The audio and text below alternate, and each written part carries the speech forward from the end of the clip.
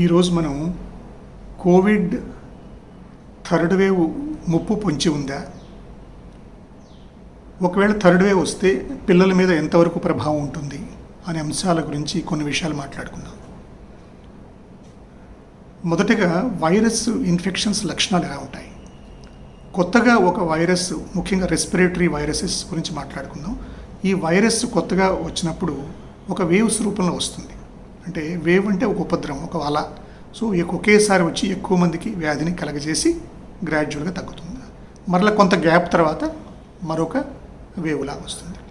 So ఇలా waves రూపంలో వ్యాధి కలగజేసి క్రమేపీ అది తీవ్రత తగ్గి ఒక సీజనల్ వ్యాధిగా మారిపోతుంది. ఈ కాలక్రమంలోనే అంటే వేవ్ జరుగుతున్నప్పుడు కానీ వేవ్స్ మధ్యలో కానీ వైరస్ తన రూపాంతరం చెందుతుంది. అంటే తన రూపాన్ని మార్చుకుని, దాని మ్యుటేషన్ అంటాం, వ్యాధిని కలగజేసే గుణాన్ని, వ్యాధిని వేగంగా కలగజేసే గుణాన్ని సంతరించుకోవచ్చు. సో ఈ రెండు ప్రధాన లక్షణాలు మన వైరస్ ఇన్ఫెక్షన్స్లో ఉంటాయి. కోవిడ్ కనుక ఇప్పుడు మనం కోవిడ్ విషయానికి వస్తే, కోవిడ్ ఫస్ట్ వేవ్ మార్చి 2020లో మొదలై మన దేశంలో డిసెంబర్ 2020 వరకు కొనసాగింది. ఈ దశలో పీక్ దశ అంటే maximum number of cases September 2020లో వచ్చింది. అంటే 1,00,000 తక్కువగా వచ్చాయి. అంటే సుమారుగా 90,000 కేసులు నమోదయ్యాయి. అంటే మార్చిలో మొదలైన తర్వాత 6-7 నెలల సమయం తీసుకుని పీక్ దశ చేరింది. డిసెంబర్ వరకు ఆ వేవ్ కొనసాగింది. మరలా కోవిడ్ సెకండ్ వేవ్ మార్చిలో మొదలై కొనసాగుతోంది. మార్చిలో మొదలైన సెకండ్ వేవ్ మేలో పీక్ దశకి చేరింది. 4 లక్షలకు పైగా కేసులు నమోదయ్యాయి మన దేశంలో. అంటే మార్చిలో మొదలై మేలో అంటే సుమారుగా 3 నెలలు, 2 నుంచి 3 నెలల సమయం.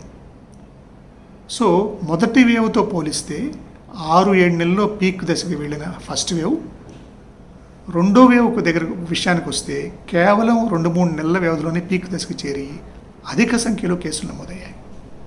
అంటే దీన్ని బట్టి మొదటి వేవ్ కన్నా సెకండ్ వేవ్ ఎంత వేగంగా, ఎంత తీవ్రంగా వ్యాప్తి చెందిందో మనం అర్థం చేసుకోవచ్చు.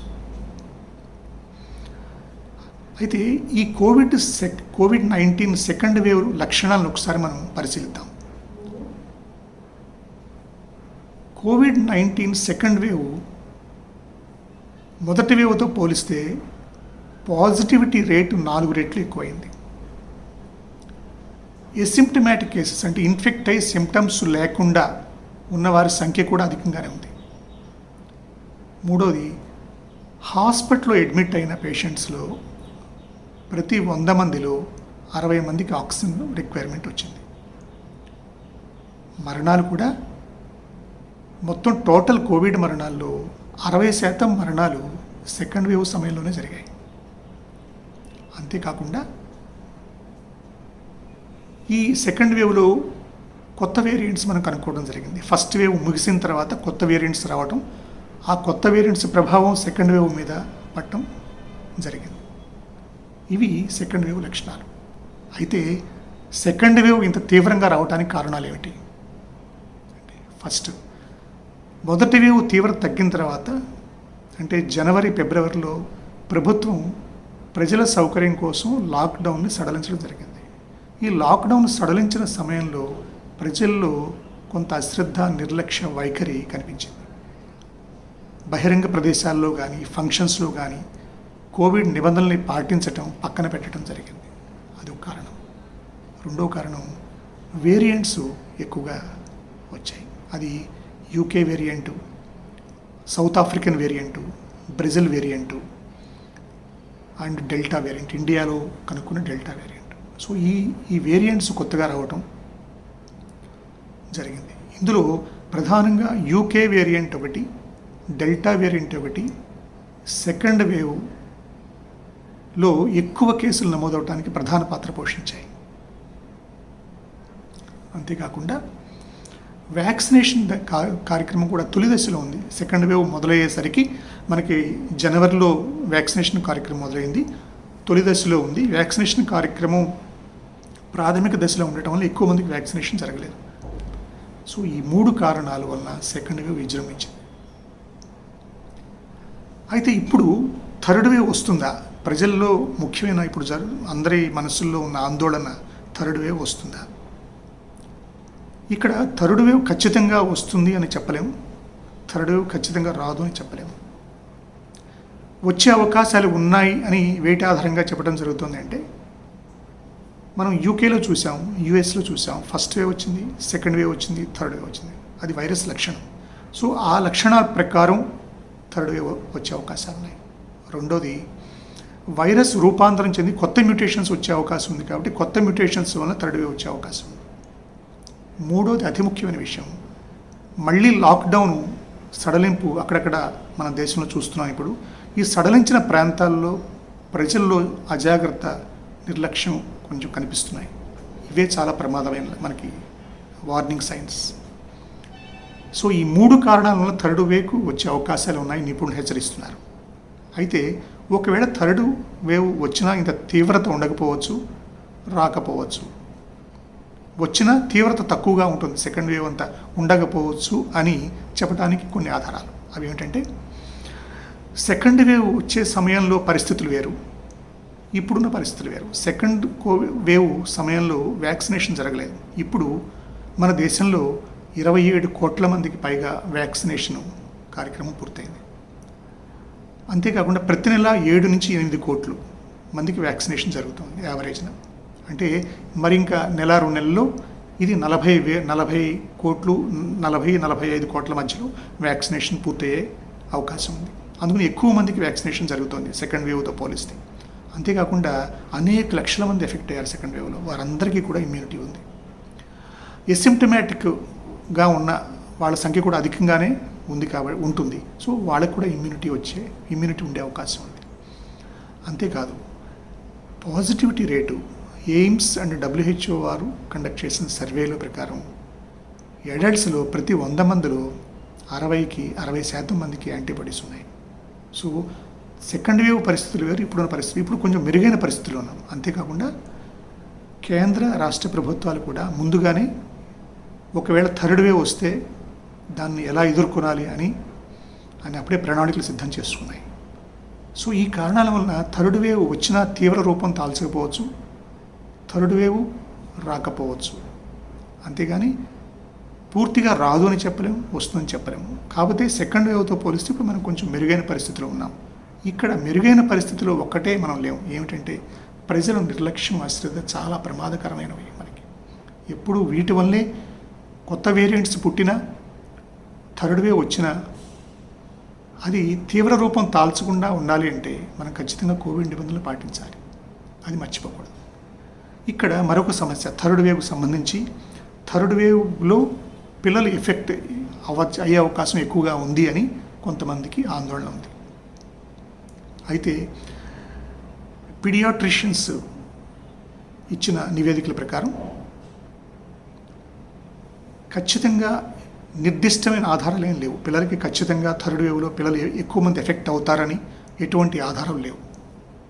దానికి కొన్ని కారణాలు ఉన్నాయి. అవి ఏమిటంటే, ఫస్ట్ వేవ్ మనం చూస్తే 1 నుంచి 10 సంవత్సరాల వయసున్న పిల్లలు 3% ఎఫెక్ట్ అయ్యారు సుమారుగా. సెకండ్ వేవ్లు కూడా అదే శాతం ఎఫెక్ట్ అయ్యారు. 11 నుంచి 20 సంవత్సరాల పిల్లలు 8% ఎఫెక్ట్ అయ్యారు ఫస్ట్ వేవ్లో. సెకండ్ వేవ్లో కూడా ఇంచుమించుగా అదే శాతం. సో సెకండ్ వేవ్ తీవ్ర రూపం తాల్చినా కూడా పిల్లల్లో ఎక్కువ రాలేదు. సెకండ్ వేవ్లో హాస్పిటలైజ్ అయిన పిల్లలు కూడా ఎక్కువ శాతం మంది అనారోగ్య సమస్యలు ఉన్నవాళ్ళు.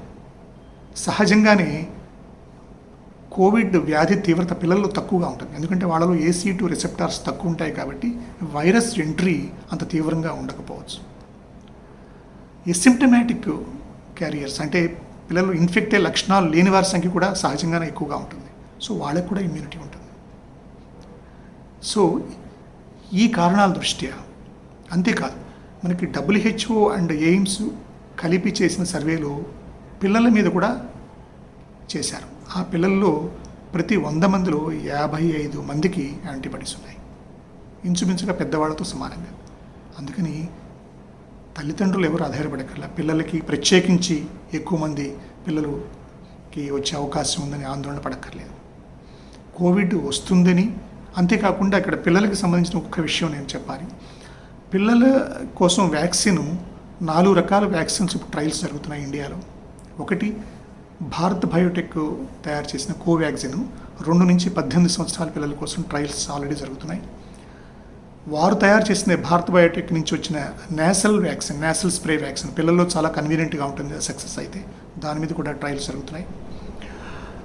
అండ్ జైడస్ క్యాడిలా ఇండియా వారు తయారు చేసినటువంటి జైకోవ్ డి అనే వ్యాక్సిన్ కూడా 12 నుంచి 18 సంవత్సరాల పిల్లల కోసం ట్రయల్స్ జరుగుతున్నాయి.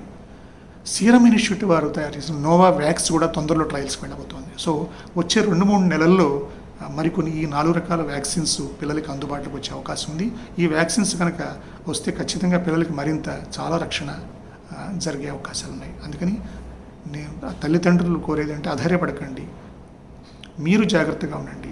సో మీరు జాగ్రత్తగా ఉంటే, కోవిడ్ నిబంధనలు పాటిస్తే పిల్లలకి ఎటువంటి ప్రమాదం ఉండదు. పిల్లలకి ప్రత్యేకించి ఎక్కువ ఎఫెక్ట్ అవుతుందని ఆందోళన పడద్దు.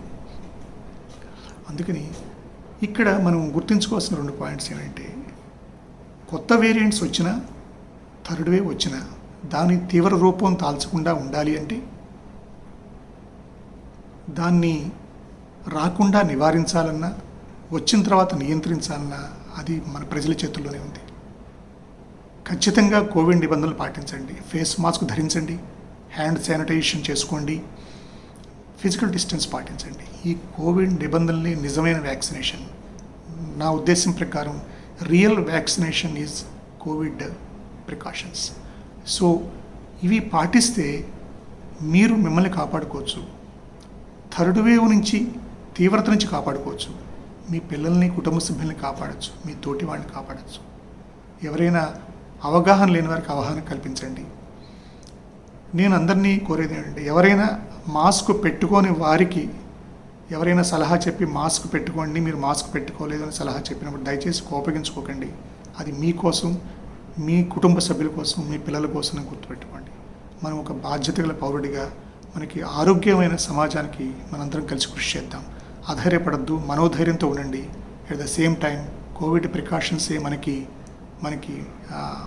జీవామృతం లాంటివి. సో ఇవి మర్చిపోవద్దు. నా పేరు doctor KV Seshaiah, senior physician, Ashram medical college, Eluru.